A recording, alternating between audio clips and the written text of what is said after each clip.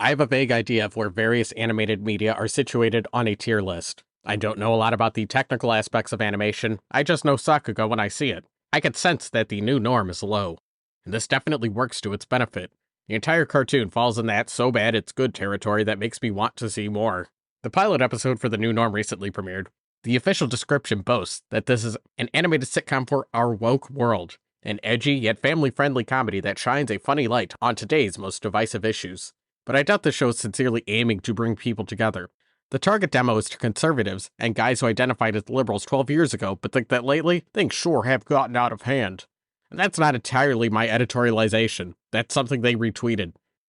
And I'm also not too sure if it's technically correct to say that the cartoon that plays on newnorm.tv is its pilot episode. If you dig through their Twitter, you'll find that they did an AI animation with the same characters, various comic strips, and a few posts in a vaguely VTubing motion rig style. Oh, and a lot of reposts of a report on Palestine. Either way, this show is everything that Mr. Bertram was trying to be, and it does it so much better. The biggest obstacle standing in the way of Mr. Bertram is that it's a textbook example of indulge your darlings, or however you define the opposite of kill your darlings. Mr. Bertram's a little too eager to get on its soapbox, pacing and jokes be damned. And that makes watching Mr. Bertram more of a test of endurance rather than kicking back with a right-wing comedy. Don't get me wrong, New Norm will let you know exactly how it feels about political issues, but it was able to keep things moving in its 5-minute runtime. Anyway, about the animation quality. It sucks. It is worse than Mr. Bertram.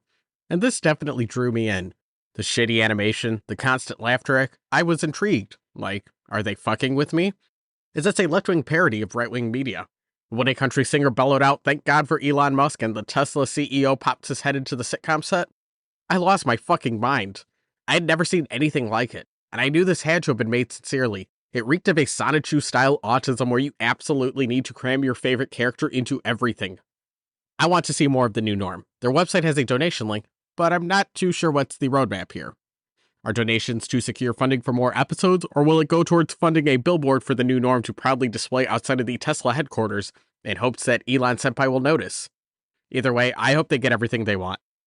And if this does turn out to be a troll show, well, they did a damn good job on that too. The hate dump for this show is having a lot of fun with this. I'm guessing that we've reached outrage maximum, and we've all just collectively decided to start having fun with it in a Harambe kind of way. The New Norm's Twitter account making playful replies with the haters is definitely encouraging people to engage with their content, for better or worse.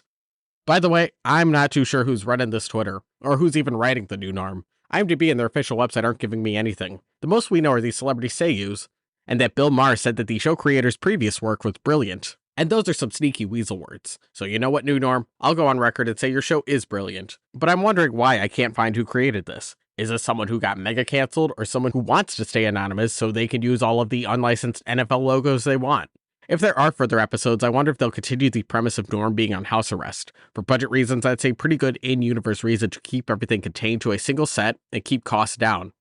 I know with American Dad, the original intent was to keep Roger the Alien contained to the house, but the staff felt that this was a waste of a character, so they gave him silly costumes and secret identities to get him out of the house. It's a very bold move to impose this on a protagonist. Doing every episode as a bottle episode is ambitious, but I believe in you, New Norm staff. And then having everything in-universe be a sitcom is another solid reason to keep the show contained and reuse the same angles and backgrounds.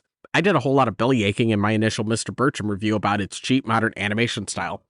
And the thing is, I am not spiritually opposed to puppet rigging style animation.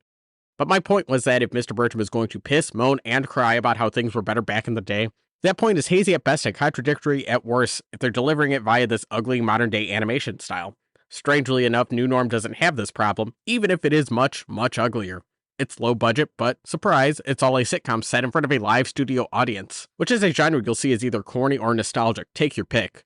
And the laugh track is the perfect bow to wrap it all together. New Norm has a similar attitude as Mr. Bertram, that things were better back in the day, and has a no-homo stick up its ass about pronouns. But your cartoon is telling me this in the form of a laugh track sitcom. Imitating this old-school TV format makes me believe you're a little more committed to your message. So once the New Norm outlines what they're doing with the donations, I'll chip in if they can promise me one of these three things. 1. More Elon Musk.